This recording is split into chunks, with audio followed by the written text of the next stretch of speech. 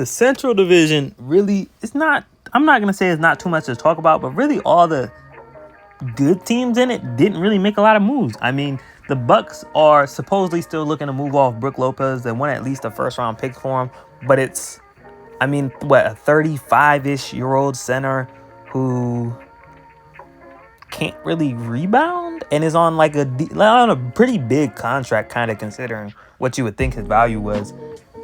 And it's not that Brook Lopez is a bad player, but it's hard to look at a team that looks at Brook Lopez as the piece that they need to go make a move for. And the Bucks are in such I won't want to say a bad situation, but they've kept this core together basically year after year, just run it back with, you know, a couple role players moving in and out. But overall, the core of Brook, Giannis, Chris Middleton, Pat Connaughton's still there. Bobby Porter's been there a couple seasons. And they're not really bringing in young guys that are playing. I mean, they under Adrian Griffin, Marjon Beauchamp, and Andre Jackson were getting minutes, but once Doc came in, that was kind of cut. So I don't know what that looks like next season. They draft AJ Johnson this season, and I'm not too familiar with him, but the man averaged 2 points in the NBL. So it's not college, so it's a little better, but it feels like a pick that most people were surprised by, and feels like a reach for someone that might be good some years down the line, but probably someone who's not playing immediately. And the Bucks feel like a team that should try to grab someone who can play immediately, especially considering Dame's getting a bag. Giannis is on a super max, I believe. I think Middleton's under max, but I don't remember completely.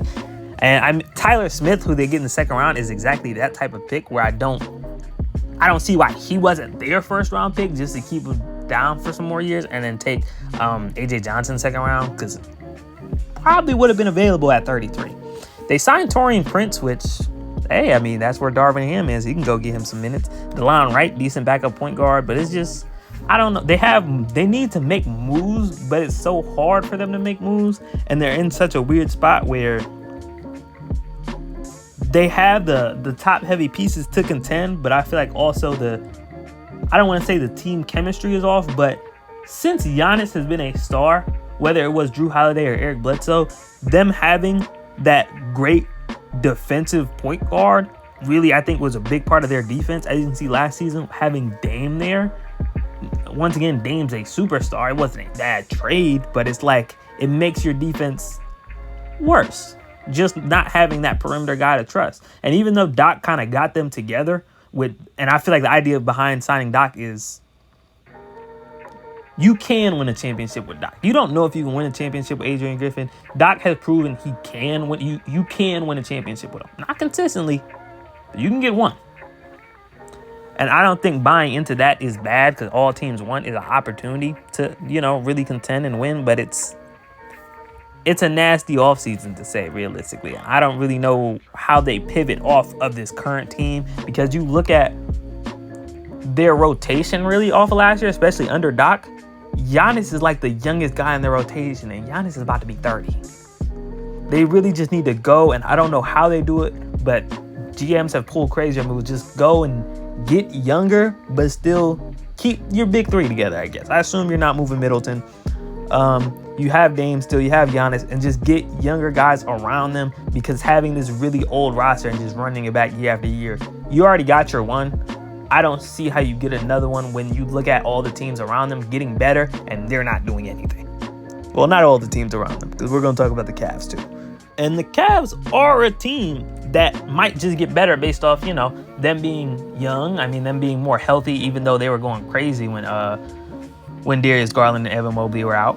But, Darius Garland had an objectively bad season, but it was still 18-6. And he, had I think it was a jaw injury, because Darius Garland gets hit in his face a lot, which obviously messed him up. He lost some weight during it. So ideally, I do think he can go back to that 21, 22, and let's say 21-8 type of guy, 21-7 about, which isn't far off from where he's at. I feel like people act like the production dropped off ridiculously.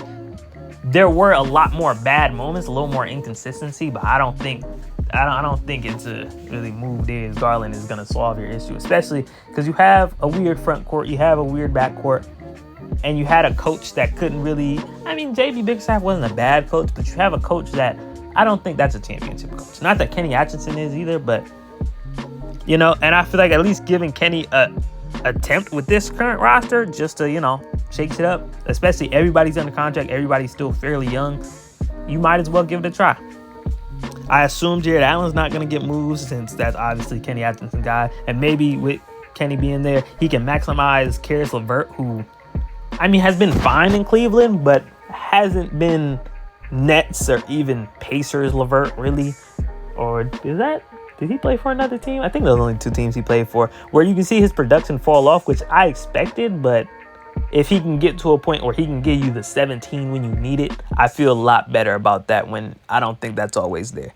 But outside of that, they haven't really made moves. They draft Jalen Tyson, who seems like a decent prospect. Once again, I always say in every video, I'm not a draft expert, but I am aware. I say they haven't re-signed Emoni Bates yet, which feels weird. But I don't even know. They don't have money, and basically all their guys are kind of under contract. They have to do something with Isaac Okoro, who's a restricted free agent. I'd assume Emoni Bates is too, but I don't know how second round contracts work. It's just, they're just going to run it back, and there's really nothing else to say about it. And the Pacers are the 3rd team in the division who didn't really do too much. They re-signed Siakam. They re-signed Obi Toppin. They draft Johnny Furphy at 35 at the second round, which is great value because I feel like he definitely had some... he definitely was considered a first-round prospect, I'm pretty sure, if I remember correctly. Maybe my memory was thinking somebody else.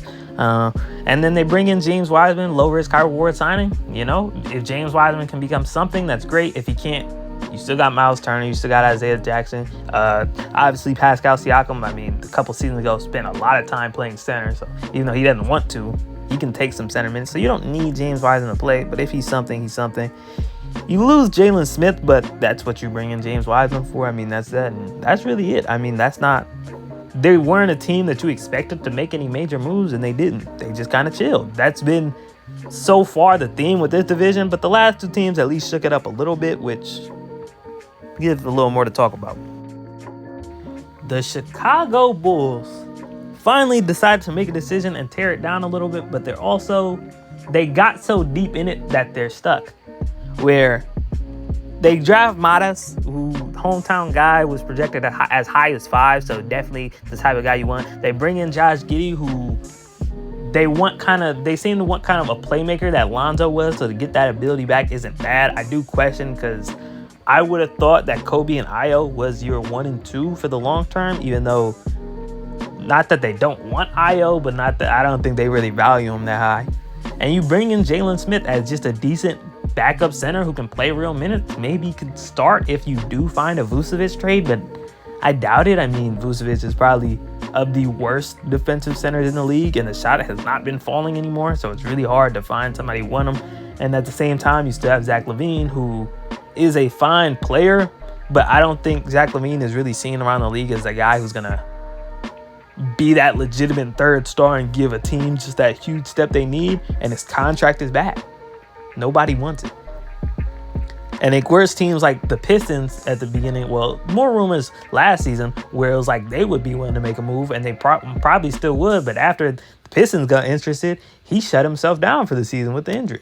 So I think Zach LaVine definitely doesn't want to go to Detroit, so it's hard to look at that as a possible place to go. But hey, I like that they're at least trying to rebuild now, but at the same time, they kind of got themselves so stuck that they can't fully commit to it.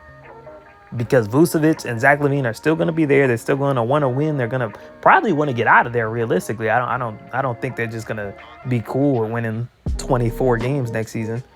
But we'll see what they decide to do. And lastly, the Detroit Pistons, who I think have had probably a great offseason for what you want. It started off a little questionable, where Ron Holland, out of all the top prospects, and obviously when you're a bad team, you don't draft for fit, but I think you also don't go against fit. And Ron Holland is not somebody who's projected to be like a real shooter, especially off the jump. So it felt weird that they drafted him, but it's not supposedly. I know Asar has like some blood clot stuff, so maybe they're just really worried about that, and he's just kind of the safe, replacement if a replacement is necessary. But it just felt like a weird draft pick, but get your time, I guess. Outside of that, they did what they're supposed to. They got competent shooters around Cade, because Cade is legitimately an all-star talent, And I feel like what held the Pistons back so much last year, not only were they not a good defensive team, but they're probably, I view them as the worst three-point shooting team in the league, really. I mean, you look at their starting lineup for most of last season, it is Cade, Killian Hayes, who doesn't have a job right now, Asar Thompson, who cannot shoot the ball, Isaiah Stewart, who shoots okay, I mean, and then Jalen Duren, who's just another non-shooter. To have two complete non-shooters and objectively probably the worst starter in the NBA, probably a guy that's kind of considered by most kind of the worst player in the NBA in your starting lineup's insane. But, you know, obviously, I don't want to say obviously, Monty Williams didn't want to coach last year, it seemed like.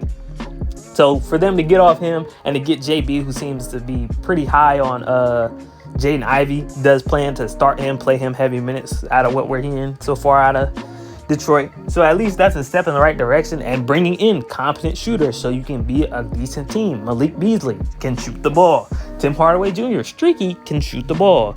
Tobias Harris, I mean, he'll disappear sometimes, but he can shoot the ball. And that's all you really need to do. You don't expect them. They also bring in Paul Reed, which just a good signing, I guess, just to get a good backup center who actually, you know, because the James Wiseman minutes were not great. Marvin Bagley obviously got moved. So to bring in a more competent backup center, obviously just another improvement. But a step in the right direction, you know? I don't know probably the Nets will be the worst team in the East next season. But that's all you want as the Pistons is to not be the worst team in the league. And I think they were able to achieve that.